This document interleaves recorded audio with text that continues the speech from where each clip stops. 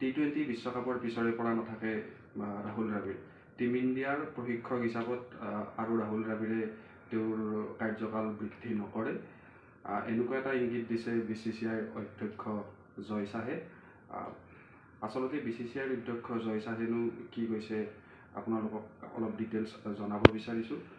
Rahul দ্ৰাবিড়ে team ইণ্ডিয়াৰ প্ৰশিক্ষক হিচাপত 2021 চনৰ নৱেম্বৰৰ পৰা আছিলে।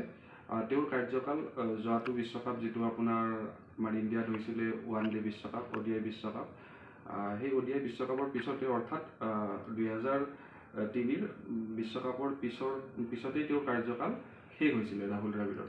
কিন্তু তাৰ পিছতো তেওঁ BCCIৰ অনুৰোধত অট'মেটিকেলি তেওঁৰ কাৰ্যকাল বৃদ্ধি কৰিছিলে কিছুদিনৰ বাবে, অৰ্থাৎ এই বছৰৰ জুনলৈকে তেওঁৰ কাৰ্যকাল বৃদ্ধি কৰিছিলে। কিন্তু এতিয়া জয় শাহে কৈছে যে জুনত যিহেতু ৰাহুল দ্ৰাবিড়ৰ প্ৰশিক্ষক হিচাপত কাৰ্যকালৰ সমাপ্তি হ'ব, সামৰণি পৰিব, তাৰপিছত টিম ইণ্ডিয়াই হয়তো নতুন প্ৰশিক্ষক এজন পাব।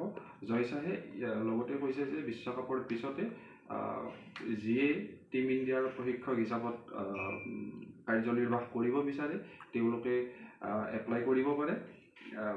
তাত কিছুমান চৰ্ত আছে, সেই চৰ্তখিনি যদিহে সেই চৰ্তখিনিৰ ভিতৰত পৰে তেতিয়াহ'লে তেনেকুৱা প্ৰাক্তন ক্ৰিকেটাৰে এপ্লাই কৰিব পাৰে। ৰাহুল দ্ৰাবিড়ে পুনৰাই টিম ইণ্ডিয়াৰ প্ৰশিক্ষক হিচাপত কাৰ্যনিৰ্বাহ কৰিব বিচাৰে তেতিয়া তেওঁ কৰিব পাৰে, তাত কোনো ধৰণৰ আপত্তি নাই। খালি ৰাহুল দ্ৰাবিড়ে প্ৰশিক্ষক হ'লেও নতুনকৈ এপ্লাই কৰিব লাগিব যে তেওঁৰ যিটো যোৱা বছৰ বিশ্বকাপৰ পিছত তেওঁৰ কাৰ্যকাল শেষ হোৱাৰ পিছত অট'মেটিকেলি বৃদ্ধি কৰা হৈছিলে, তেনেকৈ কাৰ্যকাল তেওঁ বিচাৰিলেও ৰাহুল দ্ৰাবিড়ে বিচাৰিলেও বৃদ্ধি কৰা নহয়, তেওঁ নতুনকৈ এপ্লাই কৰিব লাগিব।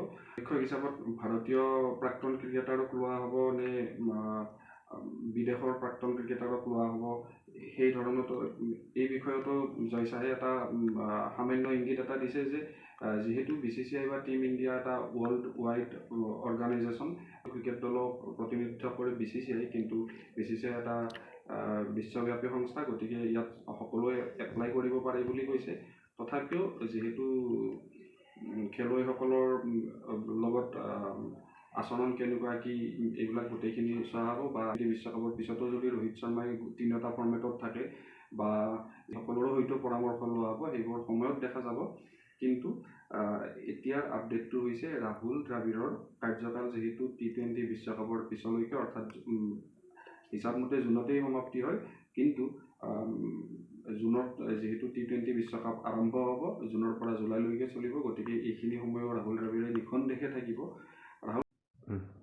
লগতে জয় শাহে এইটোও ক্লিয়াৰ কৰি দিছে যে আমাৰ টিম ইণ্ডিয়াৰ প্ৰশিক্ষক এজনেই থাকিব, তেওঁ সকলো ফৰ্মেটৰে প্ৰশিক্ষক হ'ব, কিয়নো কিছুমান দেশে ইতিমধ্যে T20ৰ কাৰণে অন্য এজন প্ৰশিক্ষক, টেষ্ট বা ওৱান ডেৰ কাৰণে অন্য এজন প্ৰশিক্ষক বা হোৱাইট বলৰ কাৰণে অন্য এজন প্ৰশিক্ষক, এনেকুৱা 2-এখন দেশে কৰিছে।